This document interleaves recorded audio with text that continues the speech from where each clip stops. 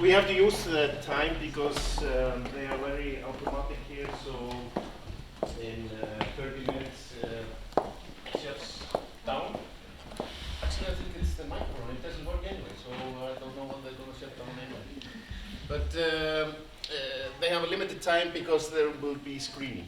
But with so many wonderful films, I would really have chosen to have more time, because it was precious for me to. I've been involved in festivals for 20 years in many countries, and sometimes you think, how the hell did this film make it, you know? And how did this director push it in? He doesn't know anything about the art or has nothing to say.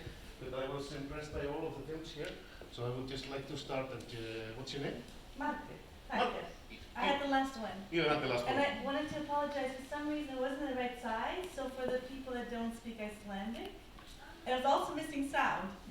So I'm sorry you guys, but there is... But it was minor. I noticed also, like, you know, because I already seen it. Yeah. So it was a bit, but it was minor. It was minor. But as an artist, of course, you always feel hurt when it's not perfect. Yeah. You in the back row, are you hearing us? Yeah. You don't like me to imagine. No. It's only trouble. Uh, Anyway, my name is Börkur Gunnarsson, and I'm the Dean of the Icelandic Film School. And to you, Margaret. When I was watching it was quite an original idea, and I found it had all those shifts that really lured you into it. And in the beginning, I was like, you know, because I didn't know that, like you, of course, wanted, and expose the thing in the beginning. And I thought she was a stranger picking her up, and she was like, no, just drive. And then I just wanted to drive anywhere. I was thinking, what the fuck? I mean, you can help somebody, but you don't have the time just to drive her around, you know? And then slowly it's exposed this crazy idea of her putting something on the Facebook that she's going to help, you know, and how did this come about? The idea actually came to me in COVID, because I actually was the character of Mari Heba. I posted on my Facebook. You did? Yes, because I just, you know... You are crazy. Yeah, I'm a little crazy. You know, people were saying domestic abuse was rising, and I just thought a little bit like... And I remember thinking, oh, I'm so lucky. My boyfriend, he's nice. And I was, oh, it's such a crazy idea. Anyway, so I posted on Facebook, if anybody's in need, I can come. I mean, nobody called me. But then I started thinking, as, you know, a filmmaker, what would happen if somebody would call me? And then this filmmaker became that. That's so interesting. You also questions, so I won't, like, you know, be the only one. If you want, please. Thank you for writing the post. You're welcome. Good point. Anyone? Otherwise, I'll keep on. And it's funny also, you're pessimistic. That nothing changes, you know. Like, you know, she goes back to the violent person that abused her, and she just keeps on. And it's also interesting how she becomes nasty and disgusting towards her savior. This is a bit cruel way of looking at things. Well, I wanted to tell a little bit of, I put it in a micro image of how a relationship can go really quickly from being wonderful to really gaslighting to disgusting. And I used, you know, 15 minutes to do it. I don't know necessarily if I saw it as pessimistic, because in the end, the idea of the character Silvio looking at the audience was kind of like, look, like I have all these messages, that's all, you know, something has to change, it's not changing. So we all have to be, so I saw it as positive. That's true. That's true. Yeah. Good. Your name is? Arnar Freyr. So, if we go to Arnar Freyr, where did your idea come from? I mean, your is totally different. Your film. And where did the idea come from? I've always been a nature lover. Yeah. Love I mean, nobody here is a city person. I mean, everybody get out of this city, you know. So please. Yeah, no, I just wanted to make a film. I had no budget, so the film had to be super simple. Yeah. With few actors or people working on it. Yeah. So. And actually, kudos. I didn't notice those two extras who they were, but I mean, Vikingur is of course respected actor here in Iceland. One of the other actor was actually this guy who was working on the crew. Yeah. And the other is low budget. Yeah. My girlfriend's father, the other one. So. Okay. Yeah. So it is. I mean, yeah, it was the first film I saw, so I was like, wow, beautiful, great that there is at least one good, but then it turned out to be very, very, very impressive, all of them. I was wondering, I mean, when we counted 1, 2, 3, and like, you know, what is Íkkrisi in English? Íkkrisi, it's like, you know, because lupina, what he wants there is like, you know, actually, so wheat, thank you. And I didn't, like, you know, 1, 2, 3, 3 is a whole number. What he was counting by the, yeah, please. My thinking was that he didn't want to take away from the nature without giving back. So he wanted to plant and keep Okay. Yeah, because I mean, I was actually in the beginning, and it's just like, he doesn't have to be blind. It's just so beautiful. This is life, like we're just walking along there, but then it turned out to be quite a lot. It was blind because it was so dramatic of him getting back. May I ask why he was avoiding people? I find it totally normal to avoid people. They're disgusting, you know. But why did you choose to have it like this? Well, the original idea, these guys should have been scarier and stuff like that. But the thing was that he was alone and he was afraid, and he is on a place that normally no one should be on or at. So yeah, he was just afraid of everything. But it is like, you know, it's a tough choice for a director to choose that he alone lost his back, blind, but still he thinks it's worse to contact people than like, you know, doing it himself. Questions to him, to our journey? Was it set in the past? Was it a historical film? The point was there was actually no, you know, it's timeless. How you say it in English? Timeless, yeah. So that was the idea. I mean, I thought it was actually nowadays in the beginning, but then you have the supporting actors dressed up a bit like, hey, well, okay, wait a moment. Then I realized that his take was like, you know, I mean, I work a lot, everybody has those modern, like, you know, modern made ones. So yeah, it was timeless in a way, but you did hint to something, like possibility of 100 years old or something like this. Yeah, please. Congratulations on your film. And I wanted to ask, was there a particular person that inspired this character? Maybe one. It's super not close to be this film. It's Daredevil, the Marvel character. how he uses his voice, his ears to know his surroundings and stuff. Yeah. So that was really cool. That scene where he like heard the feet moving, and then he was aware of that. I really liked that. Yeah. Really, really good. Although it didn't come to my mind, Marvel. You know. Next one. Thank you. Thank you. Next one. I'm Clara. You're Clara. Oh, thank you so much for your film. It's a beautiful homage to your mother. I was wondering, of course, maybe everybody was wondering, pretty truthful, or at least truthful to your experience. Well, when did you decide to create this film? Or make So I first wrote it in 2018. 2018. But then, so because it's half quite partly inspired by my own story. Yeah. So I had to bring fiction, and it was a lot of work. And in France, it's very complicated to get money Yeah. because there are so many movies. Yeah. So it had to be the most perfect script it could be. Yeah. And Yeah.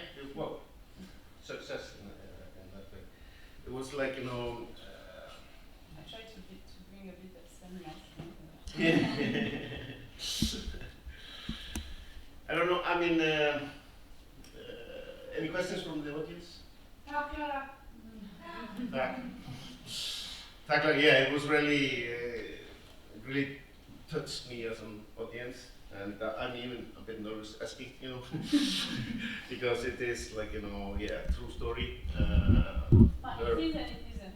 Yeah. Sometimes Yeah. there is some true stuff, but it's also a lot of work. Yeah. And for instance, I didn't do that journey. No. You know, No. so it's there are some true stuff. Yeah. I was wondering because you chose to have the sound of elevator at the beginning, and then she's coming in a very mechanical way to a hospital, but she has flowers, life somehow, but then this starting point is like, you know, this mechanic way. I mean, Yeah, so the idea is in the beginning the mother is not happy to be there. yeah. It's in the city, it's raining, Yeah.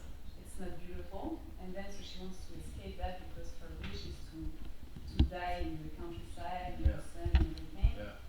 And so we had to do a beginning which is not really beautiful. But always when I'm watching the film I'm like, oh, this is not beautiful. But when we edited and when we did the core thing, we wanted it to be not beautiful in the beginning because then it becomes beautiful. Uh-huh. Yeah. So it was to have a Yeah. function. Any reason for choosing the van? Because all young girls that have cars, they have Yaris, you know. So I mean, it must have been like, you know, thought out why you chose a van as a car. So everything is a bit dramatic. But so I try to make it the less dramatic it could be. Uh-huh. So she's making those funny cookies, macaron. She has a nice van. It was like elements to bring fiction and to bring a bit of lightness. Yeah, absolutely. Any questions from the audience? Yes, please. Yes, thank you so much for the story. And to all of you, guys, congratulations. It was really good for your position. I just, as maybe one for comment, I just think it is really beautiful knowing a bit of the story, how you've gone in maybe inspired a bit by your mother, how she always was weaving in these different aspects and allowing them to become part of the story, even though the story was fiction. And I think it's quite beautiful how you've collected these elements from that are maybe snippets of reality from different people, from different moments, and managed to put it into this relationship between mother and daughter. It's absolutely heartwarming and heartbreaking at the same time. And what's so beautiful about it for me is that it's funny as well, that you bring your humor into it, and it's just, I mean, as for me to see your voice as a family member and also as a gift to your mother and to yourself and to us, it's just, thank you. It's beautiful. Thank you. Because some people know me or my mother and not. But when I wrote it, the idea was just it's a love movie. And in love movies you have like the first meeting, not meeting, the first encounter. Then you have, and this one is the separation, but it's a love movie. It's a mother and a daughter, but it could be a couple. So the idea was to say that the most beautiful proof of love is to let the other people know. It was also interesting, all of us that have had that close one that is dying, you know, it's like this bad conscience because you're falling in love also, you sort of like, you know, should be focusing on something else. It's beautiful, thank you. And your name is, well, I know you have the guts, the Aufheders.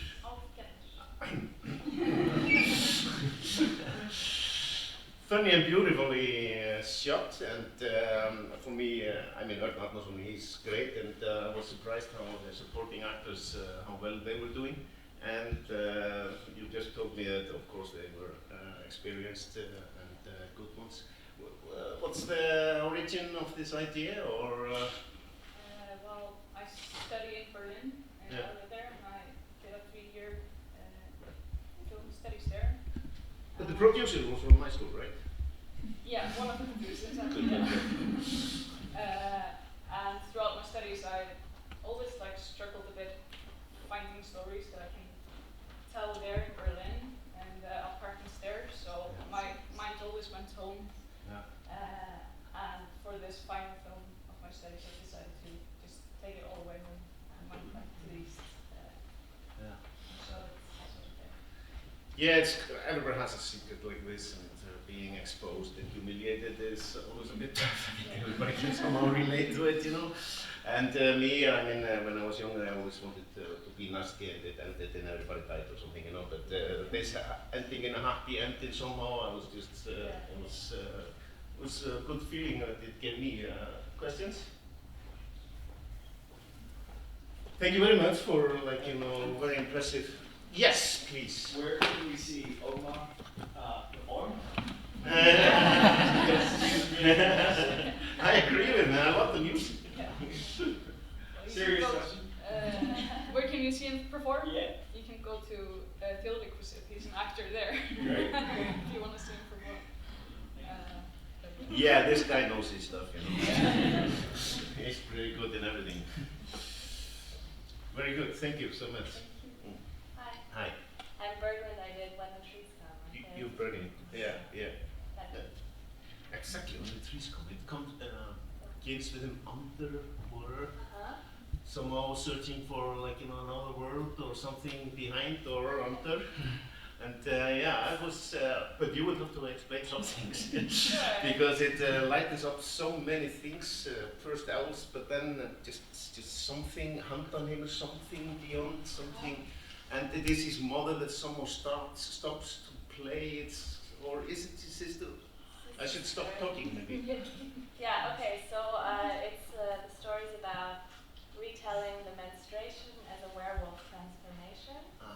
So it's about using the folklore of the elves and I hope some of you got it. You got it. Thank you. Yeah. We wish you had periods. Yeah. So- Yeah. Yeah, okay, the women in the house. Great. Alright, so I was interested in using the Icelandic folklore of the elves and the trolls Yeah. and telling a new one because there was in the news at that time when we shot it the melting glacier and the ancient forest underneath. So it's in the end a story about like a change deep inside a girl and the change in the world, like the pressure of the melting glaciers upon them and how are they gonna be able to, so overwhelming, and yet also the change inside is overwhelming. There's like a metaphysical relationship. Yeah. And so the film is quite metaphysical and abstract. Yeah. So it is for some people hard to follow.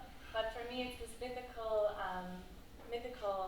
werewolf transformation as opposed to a social taboo of suffering, which menstruation is so often told as. Absolutely. So that's what was very important for me in the film. Yeah, and also then the allegory of the melting glacier. Yeah. It was beautiful that also, I mean, the melting of the glaciers is bringing life, you know, it's looking positive on it, you know, because most people, when you think about melting glaciers, you think Armageddon, everybody's gonna die. Yeah. But you felt a positive way Yeah, to it's look at it. interesting. You want your films to be about something, and I have these ideas, and then I make this world, and then in the end, most people see it as a story between a brother and a sister, and refinding the love, because the menstruation and the preteen years can separate them, and then they find the love back together in their playfulness. Yeah. Beautiful questions? Yes, yeah, you explained it too good. I'm so happy I stopped talking. I would have been in the wilderness and some things. The whales, I mean, yeah, they're so cool, you know, so dangerous. Yeah, and powerful. Yeah, I mean,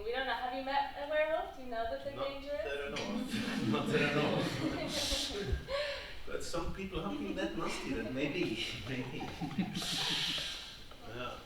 Good, very Thank good. you for watching. Thank you Thank you. for giving us pleasure for those time that it was running. You, please.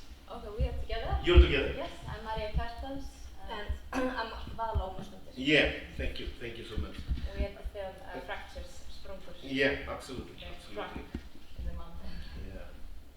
So Þegar ég var eins og aðrir, and I was wondering, I mean, it's also like, you know, the simplicity is very charming or touched me.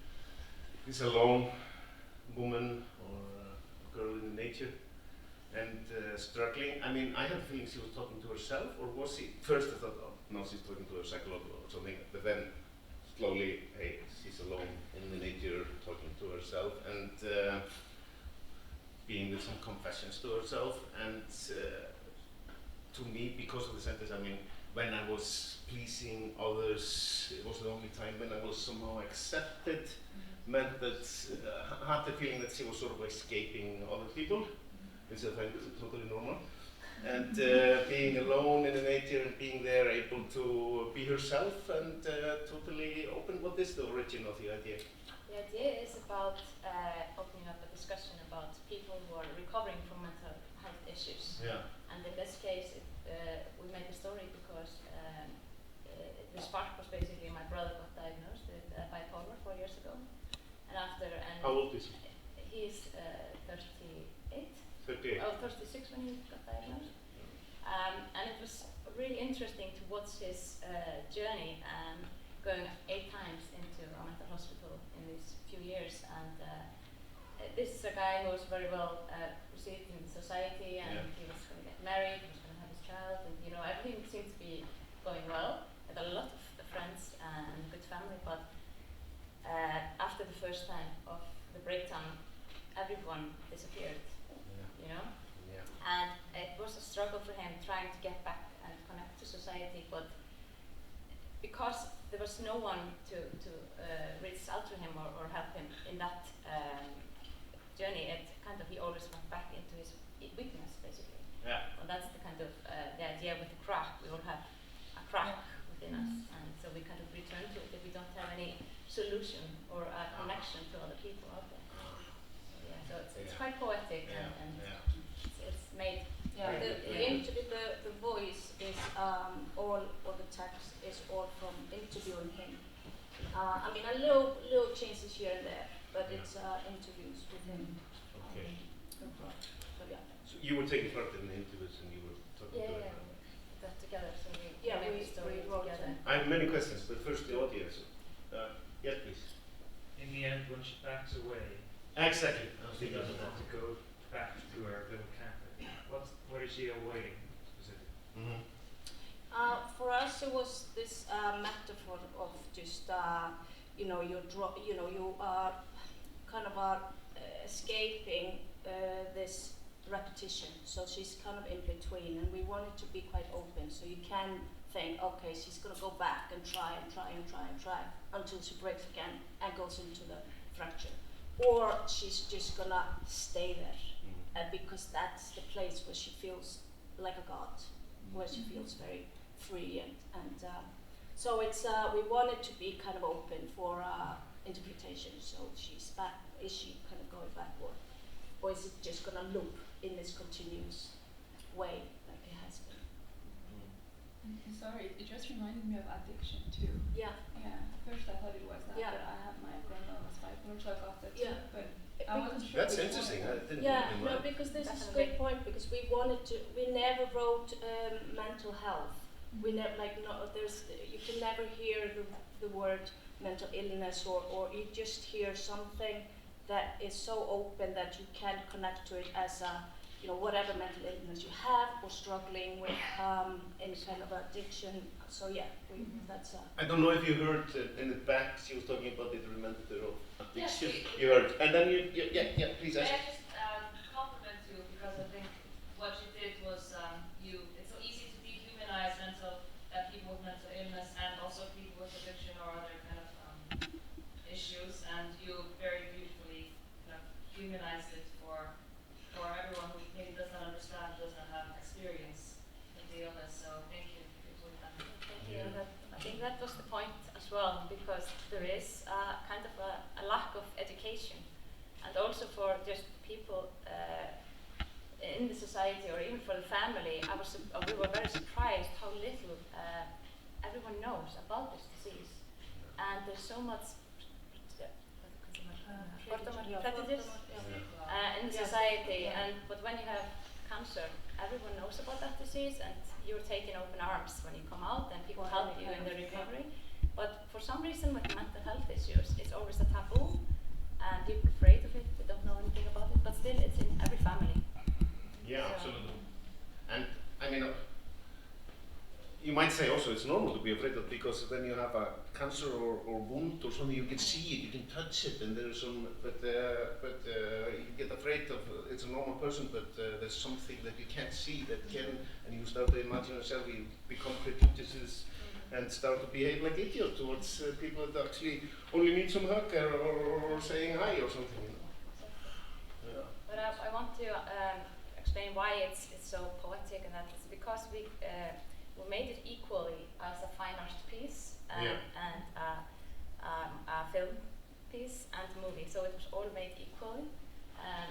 We were three artists, and Vicky Hilmas made the music. So the music was made at the same time. It was all made kind of together, the visuals, the film, and the music. So I think that's kind of why it's quite poetic, and a lot of symbols in it and stuff like that. Not a typical story.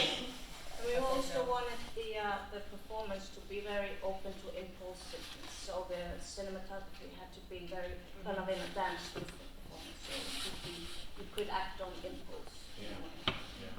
In the structure. We served all of those artists, so we can go a bit another round. I was just afraid that we'll fall out of time and somebody would be left, you know.